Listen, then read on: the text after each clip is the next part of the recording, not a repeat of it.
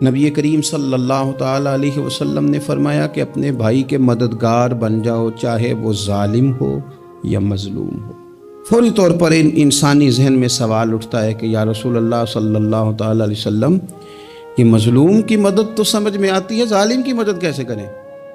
تو اللہ کے حبیب علیہ الصلوۃ والسلام دیکھیں کتنا نفسیات کے قریب، کتنا آسان کر کے، کتنا انسانی سطح جس کو بڑی جلدی قبول کرے، اس طرح حضور نصیحت فرماتے، یا رسول اللہ صلی اللہ تعالیٰ علیہ وسلم یہ بھلا ظالم کی مدد کیسے کریں؟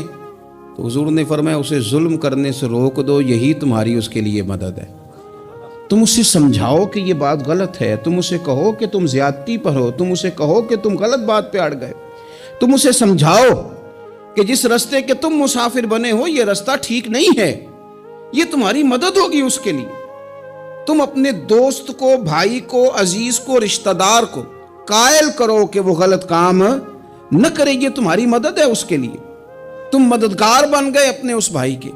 اچھے لوگوں کی صحبت، اچھے لوگوں کے پاس اٹھنا بیٹھنا۔ آج کل اس کا ترجمہ اور بھی کیا جا سکتا ہے کہ اچھے لوگوں کو سننا، اچھے لوگوں کی بات پر توجہ دینا۔ ہمارا نا ایک مزاج ہے ذائقہ بدلنے کا، یعنی یہ طبیعت بڑی انوکھی ہے لوگوں کی، کہتے ہیں یہ تو بات روز سنتے ہیں، کوئی انوکھی بات نہ سنیں، اس چہرے کو تو روز دیکھتے ہیں، کوئی انوکھا چہرہ نہ دیکھیں۔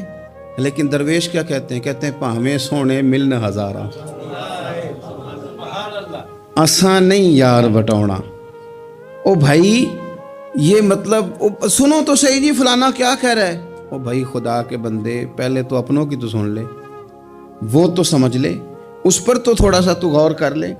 ہم اس طرح الجھ جاتے ہیں اور قصداً الجھاؤ پیدا کرتے ہیں، ادھر بھی تھوڑا گئے، ادھر بھی تھوڑا گئے، اتنی بھی تھوڑی سنی، ٹھیک ہے، یہاں تو آپ پھر اتنا وقت رکھتے ہوں کہ سب کی بات سنیں اور اتنی صلاحیت رکھتے ہوں کہ اس کو پرکھ بھی سکیں، اور آپ اپنی ذہنی سطح پہ لا کے پھر صحیح کو صحیح کہنے کی طاقت رکھتے ہوں، غلط کو غلط کہنے کی اور جاننے کی صلاحیت رکھتے ہوں، تو آپ یہ کام کریں۔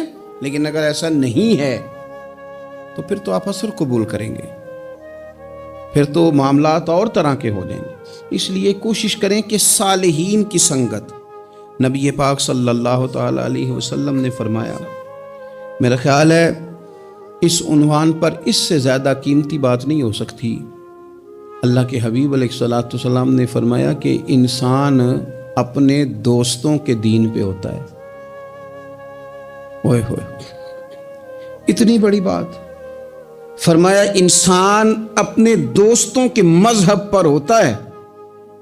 اس لیے سوچ کے بنایا کرو کہ یار کسے بنا رہے ہو، غور کر لو، اس کو دوستی کو، یارانے کو، اٹھنے بیٹھنے کو معمولی سا کام نہ سمجھنا، آنے جانے کو، سفر کرنے کو معمولی سا کام نہ جاننا۔ بندہ اپنے دوستوں کے مذہب پہ ہوتا ہے، اس کے منہ میں زبان اپنی ہوتی ہے۔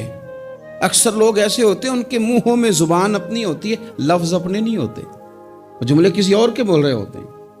اس کا مطلب یہ ہوتا ہے کہ وہ سارا اثر قبول کر چکے ہیں کہ جو انہیں یہاں تو راہ حق پہ لے گیا ہے، اور اگر جس کا وہ اثر لے رہے تھے بندہ غلط تھا تو وہ انہیں غلط ترک پہ لے گیا ہے۔ ایک بات خواجہ حسن بصری کی، اللہ اکبر، صحیح لوگ چل رہے ہوتے ہیں، کسی درویش کے عقیدت مند ہوتے ہیں، تربیت پا رہے ہوتے ہیں، رستہ صحیح چل رہا ہوتا ہے، لیکن وہ مطلب فٹافٹ ایک کوئی شخص بیچ میں گھستا ہے اور آگے کہتا ہو نہیں میں تجھے بتاتا ہوں معاملہ تو کچھ اور ہے۔ وہ بالکل سڑک پہ صحیح چل رہے، اب انہوں نے غلطی کیا کی، انہوں نے ہر چمکنے والی چیز کو سونا سمجھ لیا، انہوں نے ہر اجلی چیز کو طیب جان لیا۔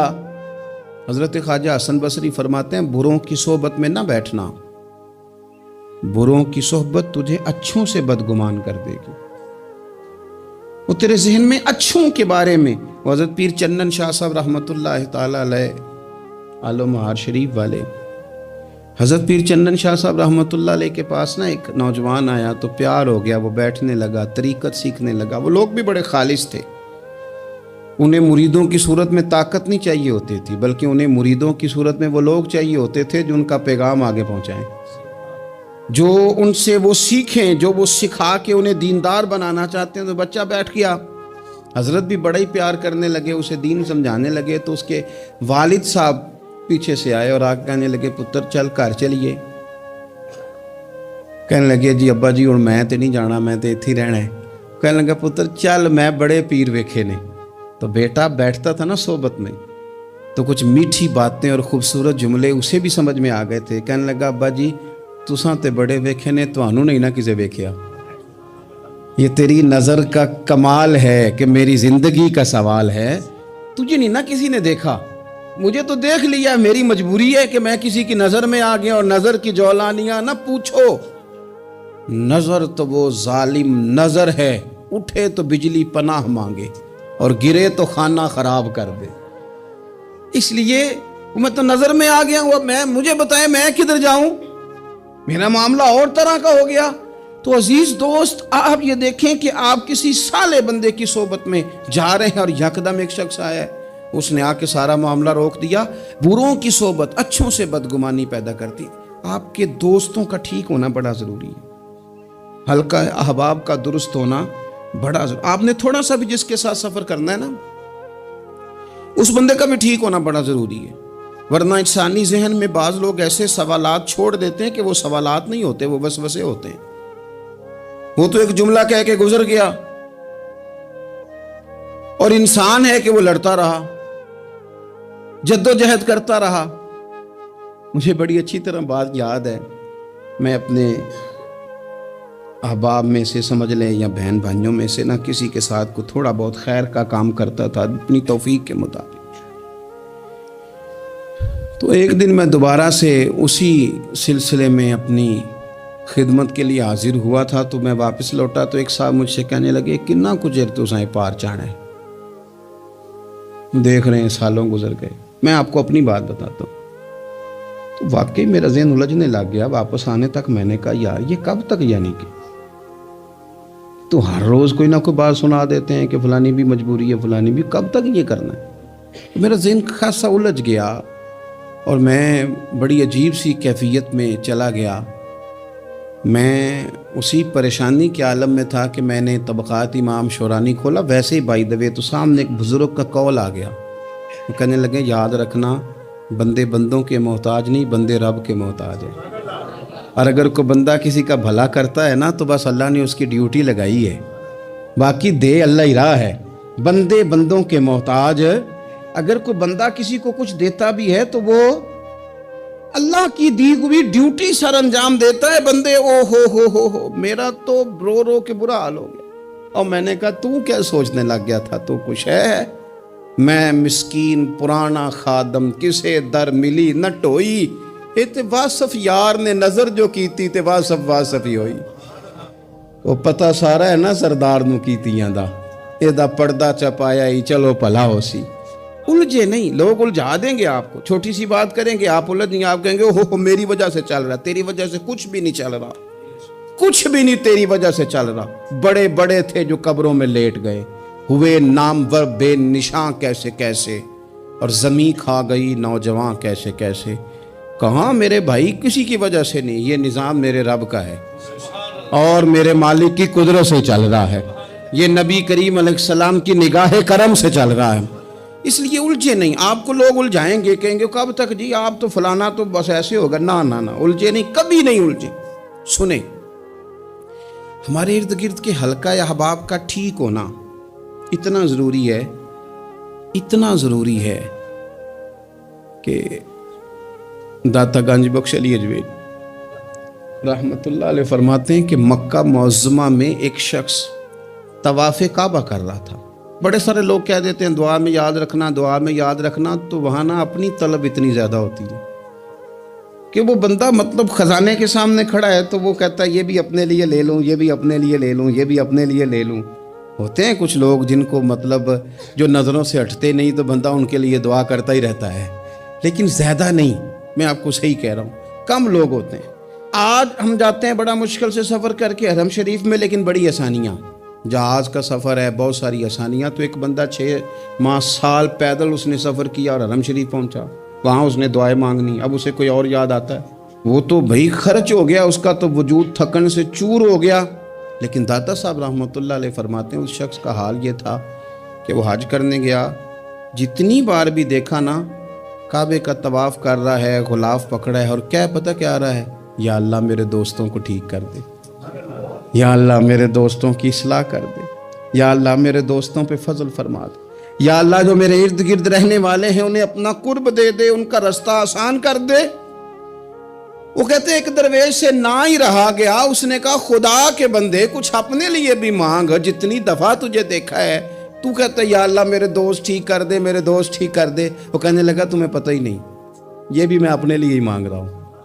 اس نے کہا اپنے لیے کس طرح مانگ رہا ہے؟ کہنے لگا وہ ٹھیک رہیں گے نا تو پھر میں بھی ٹھیک ہی رہوں گا. جب چاروں جانب سے مشورہ ہی خیر کا ملے گا تو میں کیسے بگڑوں گا؟ جب وہ سارے مجھے اچھی رائے دیں گے اور اچھی طرف ہی قائل کریں گے تو کیسے کام خراب ہوگا؟ تو میں بالواسطہ اپنے لیے ہی اللہ سے سوال کر رہا ہوں کہ یا اللہ انہیں سوار دے تاکہ میرا بھی فائدہ ہو جائے.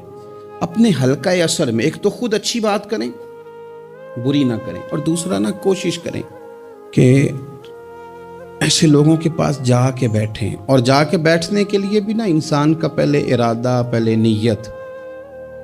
ہم جب کسی جگہ جاتے بھی ہیں تو ہماری نظریں اتنی طائرانہ پہلے پڑتی ہیں، اتنی تنقید کرتے ہیں. پہلے ہم نے اپنے ذہن میں جو خاکہ بنایا ہوتا ہے نا کسی کا، پہلے اس میں اسے تولتے ہیں. پہلے ہم پوری طرح نچوڑ کے دیکھتے ہیں کہ کون سی چیز صحیح ہے اور کون سی غلط ہے. اس ذائچے میں اگر کوئی پھر بھی پورا اتر آئے، پھر بھی اس کی کہی ہوئی باتوں کو اس ذوق سے قبول نہیں کرتے. جب آپ کا سیکھنے کا مزاج ہے تو پھر تو ہمیں کہا گیا کہ یہ علم، یہ معرفت، یہ تو مومن کی گمشدہ میراث ہے، مومن کی ہے، اس سے گم ہو گئی ہے. جہاں سے ملے وہاں سے حاصل کرو. خیر کی بات آپ ذہن بنائیں، اچھا گمان کریں کہ یار میں نے سیکھنا ہے، تو آپ طالب علم سے بھی سیکھ لیں گے، چھوٹے بچے سے بھی سیکھ لیں گے. اگر آپ کا ذہن ہے اور اگر یہ نہیں ہے تو پھر میرے بھائی اینک اتنی تگڑی ہے، اتنی سخت ہے کہ اس کے شیشوں پر کوئی پورا اتر سکتا ہی نہیں، تو پھر کس طرح سیکھیں گے؟ آپ حضرت ابن الجوزی رحمۃ اللہ علیہ فرماتے ہیں کہ ایک درویش تھے، حضرت ابو ہاشم ان کا نام تھا. کہتے ہیں بڑی مجبوری تھی، مجھے کہیں جانا تھا تو کشتی نہیں مل رہی تھی. اچانک ایک کشتی گزرنے لگی تو میں بھی سوار ہونے لگا. تو ملاح نے مجھ سے کہا کہ یہ ایک صاحب بیٹھے ہیں، بڑے امیر ہیں، ساتھ ان کی کنیز ہے، انہوں نے مجھ سے بک کر لی ہے ساری کی ساری. کی عقیدہ سی سالم کرا لیا ٹانگا، وہ ساری کی ساری بک کر لی ہے، تو میں تو کسی کو نہیں بٹھا سکتا. تو وہ جو صاحب بیٹھے تھے بڑے سیٹھ آدمی تھے، کہنے لگے میاں آپ کسی اور کشتی میں. وہ جو ان کی کنیز تھی نا، وہ کہنے لگی چہرے سے کوئی نیک آدمی لگتا ہے. چلو اتنی سواریوں کی جگہ ہے، کسی کونے کھدرے میں بیٹھ جائے گا، ہمارا کیا جائے گا. کہا اچھا چلو آ جاؤ. کہتے میں کونے میں بیٹھ گیا. تھوڑا رستہ آگے گیا، انہوں نے کھانے کا سامان نکالا، مجھے بھی کھلایا. لیکن کھاتے کھاتے میری نظر پڑی تو اس میں تو شراب کے برتن بھی تھے معاذ اللہ. پھر اس شخص نے کھانا کھانے کے بعد اس کنیز سے کہا کہ مجھے معاذ اللہ گانا سناؤ. وہ گانے گانے لگی. یہ میری طرف متوجہ ہونے لگا، مجھے کہنے لگا سنو. میں نے کہا میں یہ نہیں سنتا. پھر میری طرف شراب بڑھائی، میں نے کہا میں نہیں پیتا. تو کہنے لگا تو کیا سنتا ہے، تو کیا سنتا ہے؟ تو کہنے لگے میں سناؤں کیا سنتا ہوں. کہا سنائیے. فرماتے میں نے قرآن پاک پڑھنا شروع کر دیا. کچھ لوگ، میں آپ کو یقین سے کہتا ہوں، کچھ لوگ ایسے ہیں جن کی زندگی دور گزر گئی ہے مسجد سے. انہیں کو بندہ چاہیے جو تھوڑا سا جا کے پیغام حق سنائے. یعنی ان کو پتہ ہی نہیں ہے کہ دین میٹھا کتنا ہے، حسین کتنا ہے، قرآن میں چاشنی کتنی، سرکار کی تعریف کا، نعت خوانی کا رنگ کتنا شاندار ہے. میرا یہ ماننا ہے کہ جسے رب رسول کے رنگوں کی خوشبو کا پتہ چل گیا نا، پھر دنیا کا کوئی اور رنگ اسے اپنی طرف مائل کر ہی نہیں سکتا، سوال ہی پیدا نہیں ہوتا. کچھ لوگوں نے سونگا نہیں ہے، آئے نہیں ہیں، قریب نہیں آئے. تو شیخ ابو ہاشم کہتے ہیں مجھے کہنے لگا سناؤ نا. امیر آدمی تھا، کبھی اس طرف گیا ہی نہیں تھا. ڈھیروں لوگ ہیں جو نئی مسجد جاتے. الہاکم التکاثر حتی زرتم المقابر. اللہ فرماتے ہیں کہ تمہیں دولت کی ہرس نے اتنا عجیب الجھا دیا کہ قبروں تک پہنچ گئے تم. بہت سارے لوگ ہیں قبر میں چلے جاتے ہیں، مسجد میں نہیں آتے. تو کہتے ہیں میں نے اسے چند آیتیں سنائیں، اس کی تو کیفیت ہی بدل گئی. کہنے لگا مولانا زندگی بڑی گناہوں میں گزری ہے، اب توبہ کر لوں تو مالک معاف کر دے گا۔ کارنامے خطرناک ہیں، پیچھے رجسٹر کالا سیاہ، معافی ہو جائے گی۔ دولت بڑی تھی تو پھر ہم نے بھی شراب کباب شباب میں اڑا دی ساری، معاف کر دے گا۔ تو کہتے ہیں میں نے کہا ہو بندے کے آنے کی دیر ہے، اس کی رحمت تو فوراً ہی قبول کر لیتی ہے۔ ویسے بھی عدل کریں تے تھر تھر کمبن، اونچیاں شانہ والے تجھے فضل کریں تے پھر تے بخشے جامن میرے جے منہ کالے۔ کہتے اس نے اس کنیز کو آزاد کیا، دولت اللہ کی راہ میں خیرات کی، 40 سال میرے ساتھ رہا، پھر میں نے اس کی زبان سے سوائے خیر کے جملہ نہیں سنا۔ ایک کی بات کرتا تھا، کہتا تھا شیخ کاش آپ مجھے تھوڑا پہلے مل جاتے، زندگی سے یہ گلہ ہے کہ تو ذرا دیر سے ملا ہے، پہلے مل جاتے نا تو شاید میری زندگی کچھ اور دن بن جاتے، تھوڑی دیر اللہ والے کی صحبت۔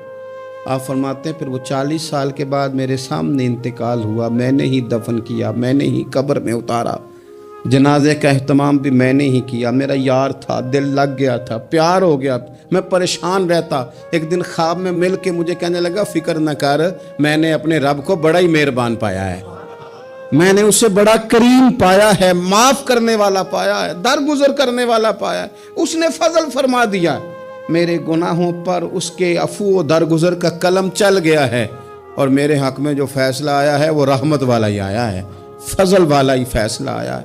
عزیز دوستو، تھوڑی دیر کسی نیک آدمی کی صحبت، ایک تو یہ ہے کہ وہ صحبت تقوی کی طرف مائل کرے گی، تو برے آدمی کی صحبت نا آپ کی طبیعت میں ہیجان پیدا کرے گی، ہیجان۔ وہ لوگ ہی ہوتے ہیں جو مل کے کہتے ہیں چھوڑ ساری دنیا داری ہے، پیسے ہوں تو سارے ٹھیک ہیں، یہ لوگ ہی ہیں جو یہ سبق بھی پڑھاتے ہیں۔ وہ لوگ ہی ہیں وہ کہتے ہیں چھوڑ یار، کون سے درویش، کون سے مولوی، کون سے دیندار، سب اسی طرح کے ہی ہیں۔ یہ لوگ ہی ہیں جو کہتے ہیں چھوڑو میاں تم کس چکر میں پڑ گئے، ابھی تو اتنی عمر پڑی ہے۔ یہ سب چیزیں ہیں۔ ہمارے صاحب رحمۃ اللہ علیہ ارشاد فرمایا کرتے تھے کہ بڑے بڑے گھروں کے مہمان نہ بننا، ورنہ بڑے بڑے اونچے اونچے مکان تمہارا بھی دل چاہے گا، کبھی میرا بھی اس طرح کا گھر ہو جائے نا۔ بڑے بڑے اونچے اونچے منصب دار لوگوں کے پاس نہ جانا، ورنہ تمہارا خیال بڑھے گا۔ دعوت کے لیے جانا، پیغام حق کے لیے جانا، وہ معاملہ ایک الگ ہے، لیکن اس شوق سے جانا کہ یہ بڑا آدمی ہے، فرمایا تمہارے لیے مشکل ہو جائے گی۔ تمہارا دل کہے گا کہ تو اتنے بڑے گھر میں کیوں نہیں رہ سکتا۔ اور پھر میں نے یہ بھی دیکھا ہے کہ بڑے بڑے خیر والے لوگ تھے لیکن صحبت بری مل گئی، لوگ نہیں ٹھیک مل سکے، مشیر نہیں ٹھیک مل سکے، معاونین نہیں ٹھیک مل سکے، رستے میں رہ گئے۔ صحیح بخاری میں ایک بادشاہ کا واقعہ ہے، بادشاہ کا۔ میں نے جب اسے پڑھا تو میں حیران ہی رہ گیا کہ یہ جو مشیر وزیر ہوتے ہیں یہاں تک لے جاتے ہیں بندے کو۔ ہمارے ایک وزیر صاحب نے تھوڑے دن پہلے کہا ہے بیچارے نا خبروں میں رہنے کے لیے اس طرح کی شرارتیں کرتے ہیں۔ اس کی وجہ یہ ہوتی ہے کہ ملک کا نظام تو چلتا نہیں، پھر وہ چاہتے ہیں کچھ لوگوں کو ادھر الجھا دو تاکہ وہ اصل سے ان کی توجہ ہٹ جائے۔ انہوں نے کہا جی قائد اعظم اسلامی ملک نہیں بنانا چاہتے تھے، تو کون سا بنانا چاہتے تھے؟ پاکستان کا مطلب کیا؟ لا الہ الا اللہ محمد رسول اللہ صلی اللہ علیہ وسلم۔ میں آپ کے جواب میں صرف اتنی بات کہوں گا کہ جو پاکستان بنانے والے تھے نا وہ آپ کی طرح کے لوگ نہیں بنانا چاہتے تھے، آپ کی طرح کے لوگوں کے حوالے نہیں کرنا چاہتے۔ ہمارے لیڈروں کا یہ حال ہے کہ اس طرح کے لوگوں کو مشیر بنا لیتے ہیں، وزیر بنا لیتے ہیں، یہ کتنی رکاوٹ پیدا کرتے ہیں، کتنی تباہی کرتے ہیں۔ دیکھیے بخاری میں موجود ہے، ہرقل بادشاہ نے حضرت ابو سفیان رضی اللہ تعالیٰ عنہ جو اس وقت ابھی کلمہ نہیں پڑھتے تھے ان کو بلا کے نبی پاک علیہ السلام کے بارے میں ساری باتیں پوچھی، ایک ایک بات اس نے حضور کے بارے میں پوچھی، اور آخر میں یہ بھی پوچھا کہ کیا انہوں نے معاذ اللہ کبھی جھوٹ بولا ہے؟ تو ابو سفیان کہنے لگے نہیں، قربان جاؤں میری مخالفت اپنی جگہ پہ، لیکن وہ میرے سامنے پیدا ہوئے ہیں، 40 سال کی عمر میں اعلان نبوت کیا ہے، ان کی گود میں بیٹیاں کھیلتے میں نے دیکھی ہیں، ان کے مقدس بال میرے سامنے سفید ہوئے ہیں، محبوب نے جب بھی بولا حق اور سچ ہی بولا ہے۔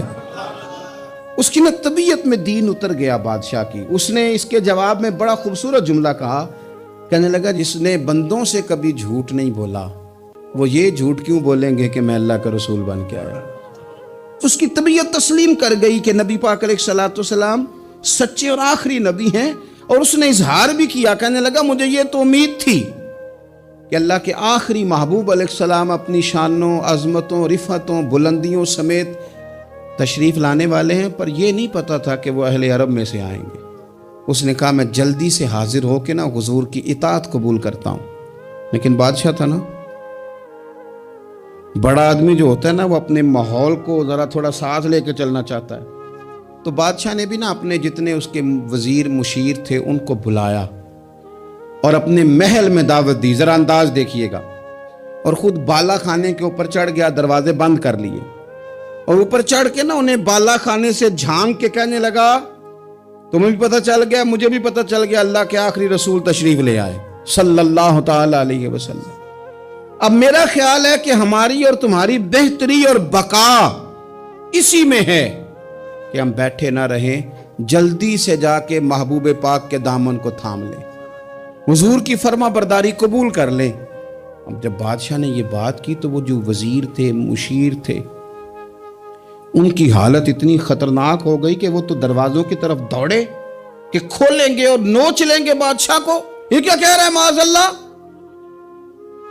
اس قدر زیادہ ان لوگوں نے اظہار کیا استغفر اللہ معاذ اللہ دین سے دوری کا. جب بادشاہ نے یہ کیفیت دیکھی نا، اوہو، بندے دیکھ کے رب رسول سے دور رہ گیا. کہنے لگا نہیں نہیں بھائی، نہیں، میں تو صرف تمہیں آزما ہی رہا تھا کہ تم اپنے دین کے ساتھ کتنے پختہ ہو. ہم نہیں کہیں بھی جا رہے، ہم یہیں رہیں گے، یہی ہمارا دین رہے گا. ان وزیروں نے، مشیروں نے، دوستوں نے، قریبی لوگوں نے رسول اللہ کی غلامی میں نہیں آنے دیا. اتنا برا اثر کرتے ہیں یہ مشیر وزیر، اتنا خوفناک حال کر دیتے ہیں انسان کا قریب رہنے والے لوگ کہ سامنے کرم کا دریا بہہ رہا تھا لیکن اس کی بدقسمتی دیکھو، وہ دور اس لیے رہ گیا کہ اس کے دوست ٹھیک نہیں تھے، مشورہ دینے والے ٹھیک نہیں تھے، قریب رہنے والے ٹھیک نہیں، یہ دور رہ گیا. اور نجاشی کلمہ پڑھ کے محبوب کا مسلمان ہو گیا. اور حضرت عائشہ صدیقہ فرمایا کرتی تھی نجاشی وہ خوش قسمت مسلمان ہے کہ جب وہ دنیا سے گیا تو اس کی قبر سے بھی نور نکلا کرتا تھا. اس نے نہیں بادشاہ دیکھی، غلامی کی رسول کریم. اور اس نے اپنے مشیروں پر لوگ تو یہاں تک بری صحبت اثر کرے گی کہ وہ دین سے دور لے جائے گی. اور ایک تو ہے دین کے قریب آنا. یہ جو بات آخر میں کرنے لگا ہوں نا، یہ زیادہ توجہ طلب ہے. جو لوگ کہتے ہیں نا میرا دل نہیں بدلتا، جو لوگ کہتے ہیں میری کیفیت نہیں بدلتی، ذوق نہیں آتا، تو یہ حدیث بتاتی ہے کہ ذوق بھی کوئی خاص صحبت میسر آئے تو پھر ہی قائم رہتا ہے. وہ جو محبوب علیہ السلام نے فرمایا نا کہ اللہ کا بندہ وہ ہے جسے دیکھو تو رب یاد آ جائے. خاص لوگ ہوتے ہیں جن کی صحبت میں بیٹھنے سے انسان کا دل اللہ سے جڑتا ہے، رسول اللہ صلی اللہ علیہ وسلم سے جڑتا ہے، دین پر عمل کرنے کو طبیعت چاہتی. ایسے لوگوں کی صحبت کتنی مفید ہے وہ ہمیں اس حدیث سے عکس کرنا ہے. حضرت حنظلہ رضی اللہ تعالیٰ عنہ اور مرکز وفا اور اس امت کے ادب اور عشق میں استاد حضرت ابو بکر صدیق رضی اللہ تعالیٰ عنہ، یہ دونوں حضور کی بارگاہ میں گئے. انداز کا اختیار کیا، کہنے لگے یا رسول اللہ صلی اللہ علیہ وسلم ہمارے دل کی تو کیفیات دو قسم کی ہیں. حضور جب ہم آپ کے پاس ہوتے ہیں نا، جنت اور دوزخ کا ذکر سنتے ہیں، ہمیں یوں لگتا ہے جنت اور دوزخ ہماری آنکھوں کے سامنے. دل کے اندر فوراً جذبات ابھر آتے ہیں کہ اب ہر خیر کا کام کرنا ہے، اب جنت ہی کی طرف مائل ہونا ہے. ہماری قلبی کیفیات، ہماری باطنی کیفیت بدل جاتی، نور نالا نور ہو جاتا ہے سارا کچھ. لیکن حضور جب ہم آپ کی بارگاہ سے اٹھ کے گھر جاتے ہیں، بال بچوں کے پاس جاتے ہیں، تو پھر وہ حال نہیں رہتا. یا رسول اللہ صلی اللہ علیہ وسلم یہ کیا ہے؟ تو محبوب نے کیا فرمایا؟ آپ یقین کریں جو اہل طریقت اور تصوف ہے نا، یہاں ان کی روحیں مچل جاتی ہیں. حضور فرمانے لگے حالت ایک طرح کی نہیں رہتی، ہاں اگر تمہاری وہی حالت رہے جو تمہاری میرے پاس ہوتی ہے، اگر کیفیت باطنیہ وہی رہے جو میری بارگاہ میں ہوتی ہے، تو فرمایا تم بستروں میں موجود ہو اور فرشتے آ کے تم سے سلام کریں. تم ابھی رستوں میں ہو اور فرشتے تم سے ملاقات کریں. اگر تمہاری کیفیت وہ بن جائے جو یہاں ہوتی ہے, اگر تم اسی پر جم جاؤ, وہی حالت ہو جائے, تو پھر تو فرشتے گویا آئیں تمہاری زیارت کے لیے, تمہاری ملاقات کے لیے فرشتے آئیں. اگر کیفیات بدل جائیں کسی اللہ کے بندے کی بارگاہ میں بیٹھ کر, تو پھر اس کیفیت کو برقرار رکھنے کی کوشش کی جائے. اگرچہ حضور نے فرما دیا کہ کیفیات ایک جیسی نہیں رہتی, اور چلو میرے بھائی تھوڑی دیر کے لیے ہی صحیح, جتنی صحبت میسر آئے. شاید اسی لیے امام اعظم ابو حنیفہ رحمۃ اللہ علیہ کی عمر 60 سال سے زیادہ تھی. تو کسی نے پوچھا حضور کتنی عمر ہے؟ فرمایا عمر ہے 3 سال. حضرت آپ تو علم, عمل, روحانیت, معرفت کے شاہ سوار ہیں, تو ساری داڑھی سفید اور آپ کہہ رہے ہیں 3 سال. فرمانے لگے عمر وہی 3 سال ہے جو امام جعفر صادق کی خدمت میں گزر گئی. وہ کیفیات جو ان کی بارگاہ میں رہتی تھیں, وہ انداز جو ان کی بارگاہ میں رہتا تھا, جو ان کے پاس ہوتا تھا, وہ پھر کہیں اور میسر. ہر مشکل دی کنجی یارو ہاتھ مرداں دے آئی, اور مرد نظر کرے جس ویلے, اوئے ہوئے مرد نظر کرے جس ویلے, مرد نظر کرے جس ویلے, پھر مشکل رہے نہ کائی. وہ جو کیفیات ہے نا اس وقت کی, کوئی رب کا بندہ ملے اور انسان اس کی صحبت میں بیٹھ کے اپنے رب کو یاد کرے, رسول کریم کی محبت میں مچلے, تو پھر وہ لمحے اتنے قیمتی ہیں کہ وہ زندگی سنوارنے کے لیے کافی ہو سکتے ہیں. اللہ کریم اچھی صحبت نصیب فرمائے. آخر دعویٰ